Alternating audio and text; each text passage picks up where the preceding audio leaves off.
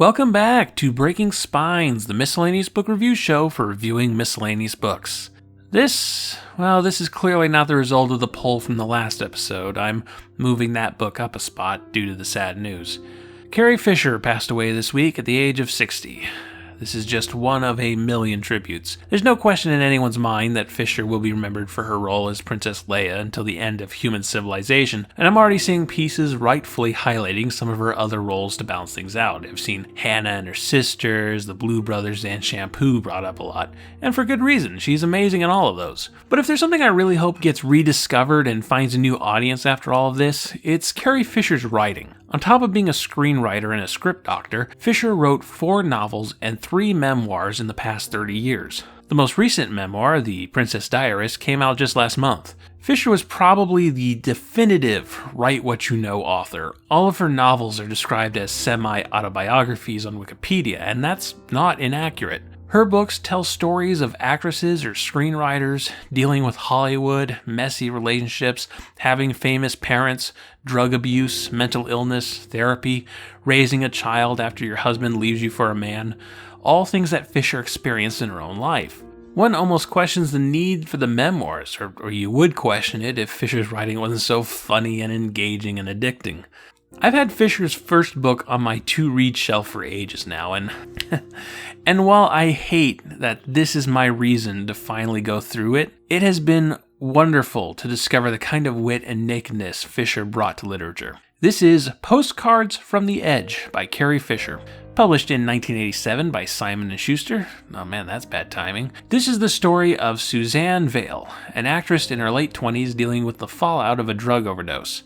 We follow her as she goes through rehab and gradually works her way back into show business, meeting with agents and producers, taking roles in B-movies, getting back into Hollywood social circles while also juggling dating and a sex life. Which, was all pretty true of Fisher, in the broad strokes, if not the specific details. Fisher had her own major overdose in 1985 and had a period of working in less well-received pictures while dealing with the aftermath. Getting that story directly from the source instead of 30-year-old tabloids is important. This fictionalized account here is probably 1,000 times more accurate than those tabloids anyway. It's also 1,000 times more entertaining. Considering the subject matter, it'd be very easy to make this a heavy-handed piece on addiction, but Fisher was never known for being a "oh, woe is me" kind of person. She had spent the later half of her career addressing subjects like these with both a sense of humor and a blunt honesty.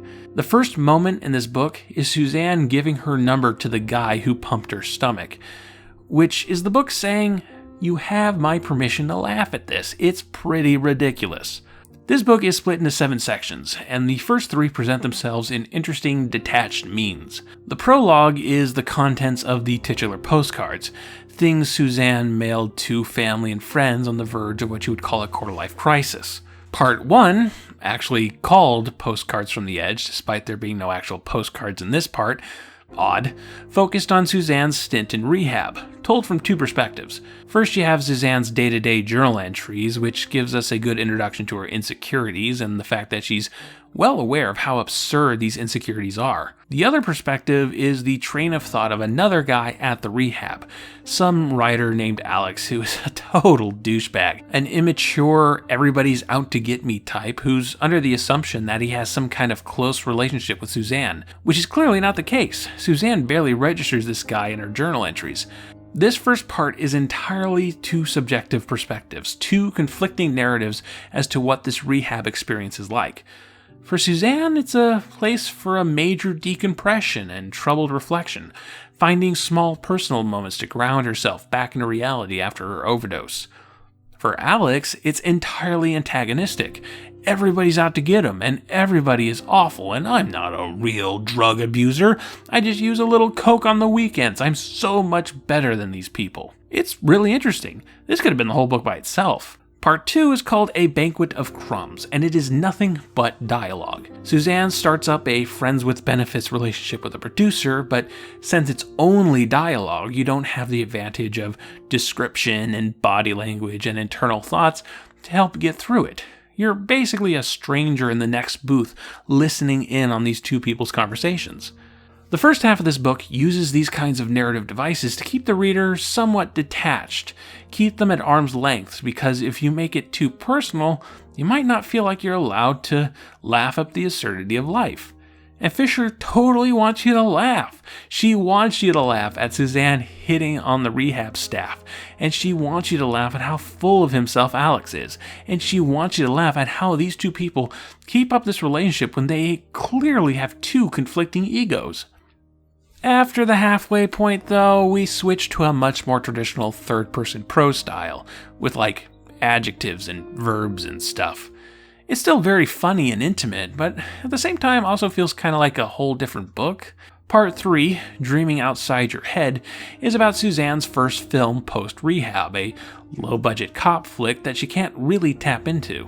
The centerpiece of Part 3 is an extended conversation between Suzanne and her grandmother, two people of two separate generations discussing ideas of love and deciding on your identity as an adult, who you are and what you do. Speaking of family, it should be noted that this book was adapted into a film in 1990, with the screenplay written by Carrie Fisher herself. It's totally worth checking out, especially now, but it is very different from the book. The film is largely about the relationship between Suzanne and her famous mother Doris, a clear parallel to Carrie Fisher and her mother Debbie Reynolds, who also sadly passed away this week. It's entertaining on the screen, but if you're going into this book looking for more of that stuff, you're going to be disappointed. Suzanne's mother is barely in the book. She makes a brief appearance in Part 1, and there's a phone conversation in Part 4, titled Dysphoria, and that's it. And it's not even close to the stressful relationship the two had in the movie. The Suzanne and her mother in this book get along pretty well. The movie's still pretty fun, but it's a different thing entirely.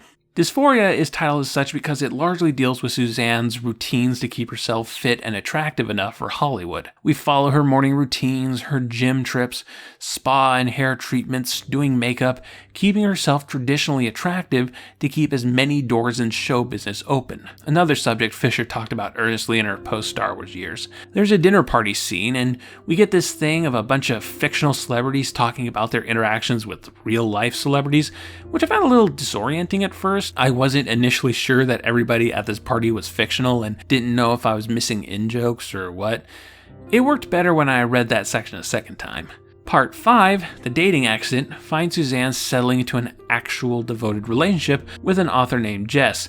And finally, an epilogue with one final postcard to the rehab guy who pumped her stomach, looping things back to the beginning. So, I'm not gonna lie, for the sake of the deceased, this book doesn't end as strong as it begins. Part of that is the switch to a more traditional narrative style. I read a few reviews theorizing that the book gets less experimental as it goes on because Suzanne is getting a stronger hold on her life, and I'm down for that if the transition was gradual. As written, it feels like Fisher got halfway through the book and went, screw it, these gimmicks are hard, and wrote the rest of it in a quote-unquote normal way. And then there's the fact that the story's emotional climax is Suzanne finding a man. Now, she's never 100% secure in this relationship. She's happy at the end of the book, but also doesn't really trust that happiness. Still, the book does kind of revolve around how this character needs to find that one special person she'll be monogamous with. That's what her conversations with her grandmother ultimately amounts to, what her conversations with her friends and her therapist end up being about. The book is smart enough to say that having a solid relationship with somebody isn't going to solve all your problems, but it does suggest that it's a major component in getting your life on the right track. And I don't doubt that's how Fisher felt at the time. It still has some autobiographical value, but as a standard narrative, it feels like a lazy conclusion to the emotional whirlpool we started with. If you just pick this book up without knowing the context concerning its author, you might find the second half gradually disappointing. So with all that in mind, would I recommend Postcards from the Edge?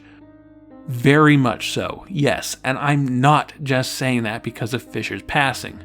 It's got some rough edges. Being her first book, the first half is a lot more interesting to read than the second half, but it's still fun.